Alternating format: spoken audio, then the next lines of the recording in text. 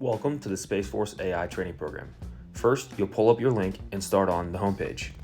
The homepage includes some basic instructions for how to navigate throughout the program. To access this video and all other videos on the Grit YouTube page, go ahead and click that button right there on the homepage.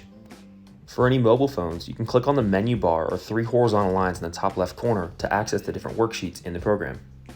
Step 3, fill out the survey data at the start of week 1 before you start your program. Before you start every day of the program, Step 4 shows using the readiness rating sheet to determine your readiness. You must enter a readiness rating each day to receive your training. Once you've selected all the relevant data at the top of week 1, you can go ahead and start on week 1, day 1 of the training program. The most important aspect to make this program adapt to you is to be honest throughout the entire program. There will be separate videos covering each of these accessory sheets, but we'll go through them briefly here. On the calculator sheet, you can see multiple different helpful calculators, such as a heart rate zone calculator, nutrition calculator, and warm-up calculator. The running pace chart allows you to enter what's closest to your 1.5 mile time, and then enter an interval distance that you're trying to figure out how fast you should run that pace for or what you might be capable of. You choose that distance, and then once that's selected, it'll suggest a time or pace for you to run that interval distance. Next up is the very important sheet, the readiness rating worksheet. You'll fill out this readiness rating questionnaire before you start every single day of the training program. This allows you to customize the program to how you feel. It takes into account your body's overall fatigue, your lower body, upper body fatigue, how motivated you are, what level of occupational demands, or if you were on shift work, how much hours of quality sleep did you get, and your overall nutrition. We'll see more in a bit what the readiness rating does to your training program. So now we can get started on week 1. Before you begin, please fill out some of the data and the questions that are being asked at the very start of the sheet. Filling out this section is totally voluntary and up to you. As was noted and made clear in the sign-up form, this program is not collecting your name or any personal data beyond what you offer it. This link is your link and your link only. Alright, now we can get started with the program. First, you'll select exercises that you want to prioritize most in this phase of the program. You'll select an exercise from each drop-down menu below, and if you do not know an exercise, please select a movement you are familiar with, ask your unit UFPM or PTL, or email me.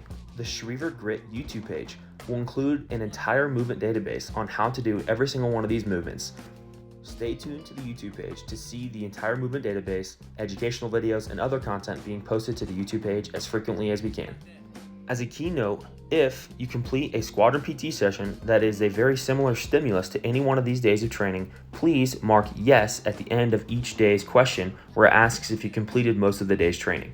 Week 1 includes assessments on your overall strength and conditioning. You can see we selected a readiness. It auto-populates high bar back squat because that's what we selected at the top of that worksheet. And as you see, once we select what weight we are working up to for the day, the warm-up auto-populates. As you can see, once I enter in my 5 repetition maximum, the working sets below will auto-populate. I let the program know how hard the working sets were on a scale of 1 to 10 so that it can custom cater to me in the future. Additional YouTube videos will go further in depth for the rating of perceived exertion and repetition maximums. Other primary movements in the first week will ask you to do a 10 repetition maximum. So you'll do 3 warm-up sets and then 1 final 10 repetition maximum weight, and then let the program know how hard you thought it was.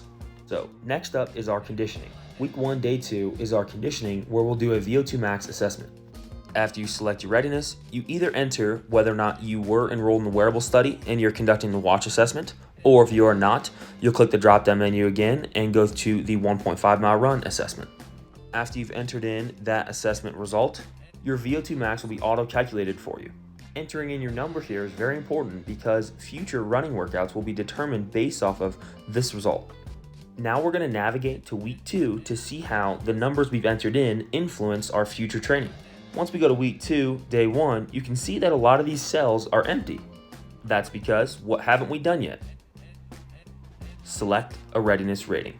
Once I tell the program how good I feel today, it'll give me an auto-populated warm-up and the top set of today's training. As you can see, right now it says 1 set of 6 at a certain weight. But when I change my readiness to a different readiness, higher or lower, the weights automatically change.